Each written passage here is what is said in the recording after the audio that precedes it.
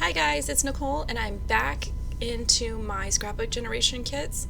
This one is Super Savers number 1 from the November 2013 kit, and for whatever reason it kind of seems like the last few kits that I've managed to match up have sort of all been from 2013, and I'm perfectly fine with it because honestly I think I have almost a whole year of 2012 too. I'm trying to remember when I signed up with them, and I want to say it was like January of 2012. So I have even some older kits that I kind of need to go through because some of them I have put together, a couple layouts and put the rest back, and sort of was cherry picking my kits even back then. And I've kind of always been that way. Like, I can't really sit down and just plow through one thing. I kind of am just all over the place. And that's kind of sort of across the board with, any kind of scrapbooking projects. Like, I'm getting ready to do, 4 or 5 different sample layouts for some classes at my store, and I don't really even sit down and put one of those together start to finish. I kind of, do all of my die cutting at one time and kind of do all my sketches at one time and sort of just kind of figure out my supplies all at once, and it's just kind of how I've always worked. So with this being the first layout from this kit, I am going ahead like I do anytime I do a Super Saver layout. I prefer to cut all the papers down at once. That way I am sort of only going through the cutting guide once, everything's pre-cut, so that when I come back to do, like for this one, when I come back to do layout 2 and layout 3, everything's already cut for me. I don't like to put the pages together minus the pictures, only because there's been a couple times where I've significantly changed the photos up enough that had I put the pattern papers down first, it wouldn't have worked with how I changed my photos. So I like to just keep all of the components ready to go, but not like glued down, and I won't even ink the edges, because sometimes even with the Super Savers, sometimes I might ink the edges on 2 of them and not a third one, or I'll only do 1 and the other 2 I won't. So I just kind of like to just cut the papers, put it back in my kit bag, and when I sort of revisit the kit, the papers are ready to go. And then I have the option to either, keep with their sketch and their sample and everything, or sort of change it up if I need to, and usually I can kind of work around however the papers have already been cut. To me, it's too confusing to sort of half cut the papers, put it back, and then come back to the cutting guide and kind of try to figure out, okay, well, what did I take out of here and what's left, and for me, it just doesn't work.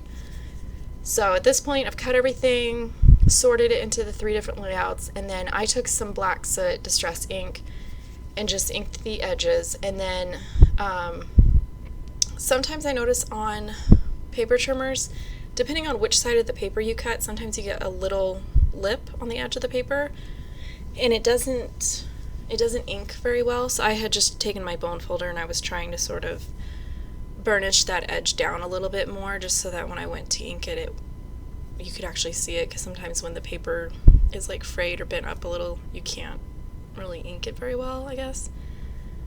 I'm not sure what my thought process was there, but I gave it a try. And I think I am done pretty much inking the papers, and these are usually my favorite Super Savers when I see that Debbie has used anything from Simple Stories. I love Simple Stories. It doesn't even bother me that, say, 4 out of 5 kits that they use Simple Stories, a lot of the pages look the same. It does not bother me at all. Like, I love it. I love covering the paper edge to edge. I love being able to use a lot of photos. I love being able to see, the entire 4x6 cards, and it's just, I don't know, it's just some of my favorite sketches too. Like, they have 2 sketchbooks that are designed to use with Simple Stories paper lines, and I bought both of them. And with this one, I went ahead and inked the edges of my photos just for them to kind of help stand out when they're sort of packed in like that next to each other. And then I don't know if you could tell, but when I do my photo editing, I will actually, on my little cheat sheet sketch thing, I will actually go through and put either the file number, or if I'm resaving the file number, I will put a number on there to indicate like which photo goes where. And I will almost always keep it that way. Like, I just sort of, when I'm editing my photos, kind of determine where everything's going to go.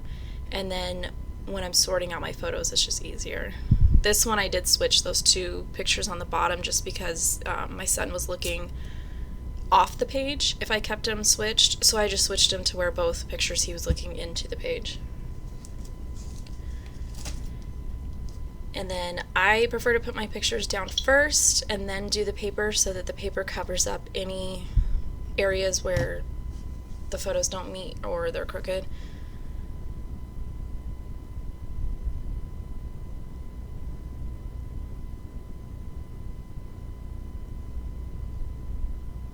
And then I have moved on to the right page. And for whatever reason, the day that I was putting this kit together and a couple other kits, I was struggling with my ATG gun. The tape was either too tight or it was too loose or it wasn't coming off the roll. It was just one of those days where it was like, come on, like, I just want to get through as many of these as I can before my kids wake up. Please, like, just come off the roll. I think eventually I ended up just pitching an entire roll of ATG because I got tired of fighting it, and I just put a new one in, and it worked great. And I've actually been, somebody had mentioned online taking the white piece off of the roll. When you put your new roll on, you take the empty white piece and sort of smush it down on top of your new roll to kind of hold it in place. And I guess it's supposed to help it from sort of walking off the roller, and I can't tell in this video. It's not on in this one. So at some point after this, I tried it, and it seemed to do pretty good as far as keeping it on the rollers, because I have a lot of trouble with it sort of sliding off the rollers.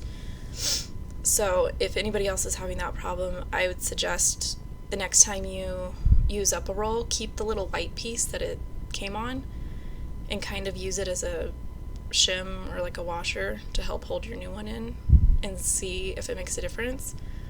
I know for a while there, I can't remember which Facebook group it is, but there was a woman who was selling, she had made them, she was selling them, and they were either made out of like sheet metal or plastic, and they were these big like circle shims that fit inside the ATG gun, and it was sort of designed for that purpose, to kind of hold them in and keep the tape from sort of walking off your rollers and moving around.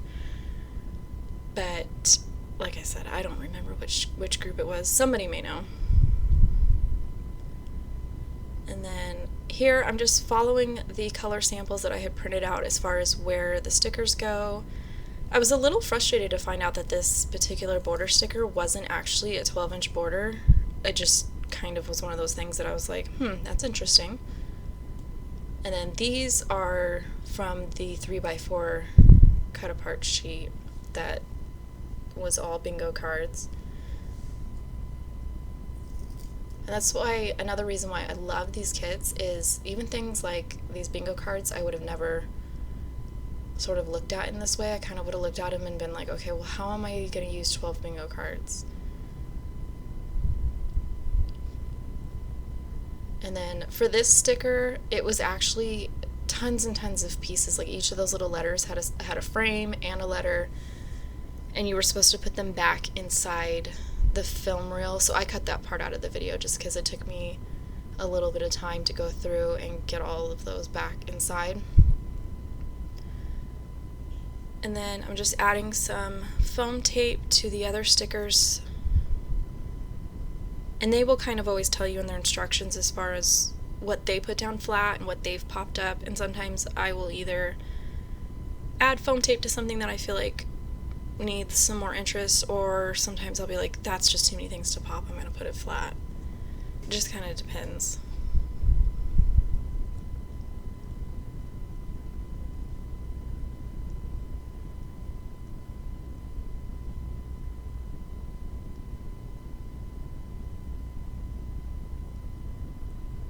And then this is an extra photo that I decided to incorporate. It's not part of the sketch. I just printed it. I want to say it's a 2x3. So I just put this and another one on a 4x6 canvas when I sent them out to print. And then I just trim it with a little white border, just kind of so that it's a little bit more noticeable on my layout. And then I just kind of decided to put it in with that cluster. And then here I did not put down that 4x6 cut apart card because I knew that it would work out well for my journaling. So it's just showing that I had already printed the journaling on the printer paper. I put my card over it, put a little bit, in this case I put a little bit of ATG on the back because I had initially put it on my page and then I pulled it off. And then I like to put a piece of washi tape across the top. Even though my printer sort of feeds the paper in straight, it's not doing like a U-turn, I still like to put the washi tape across the top because it kind of helps hold the two pieces down so that the card's not getting caught on anything. And I do this with anything that I print journaling on. Even if it's just a scrap of pattern paper or cardstock, I put washi tape on the top edge so that it doesn't get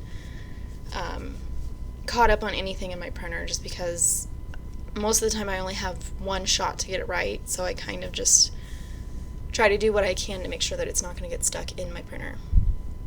And I actually I will keep my Word, what's it called, the word processing program, I will keep that up on my screen, and I actually make it really big so that most of my screen is white, and I will put my computer paper that I've already printed my journaling out on, and I'll put it on my computer monitor and use my computer monitor sort of as like a light box, and that's kind of how I line up my die cuts and journaling cards and stuff. And then these are just some buttons for my stash that I wanted to go ahead and add, just to add a little bit more interest and kind of get some stuff in my stash used up. Some of them I just threaded with some crochet twine and either tied in a bow or tied in a knot, and then I just used some glue dots to hold them down. And then any of the ones that I had done the crochet twine with, I put a little bit of Ranger multi-matte medium on top of the knot, just to kind of keep it from coming untied in my albums, especially after I've already trimmed it.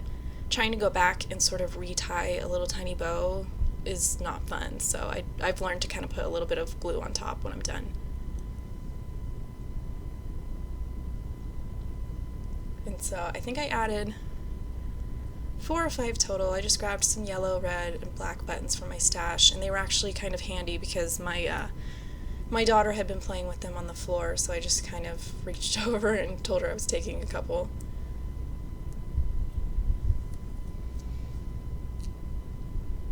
And that is the only thing that I added to this one. So there's the completed project. There's a close-up of the cluster, the extra photo, some of the buttons, and then a close-up of the journaling that I had printed on that card, and then another shot of the completed layout. And as always, thank you for taking the time to watch this video, and I will catch you on the next one.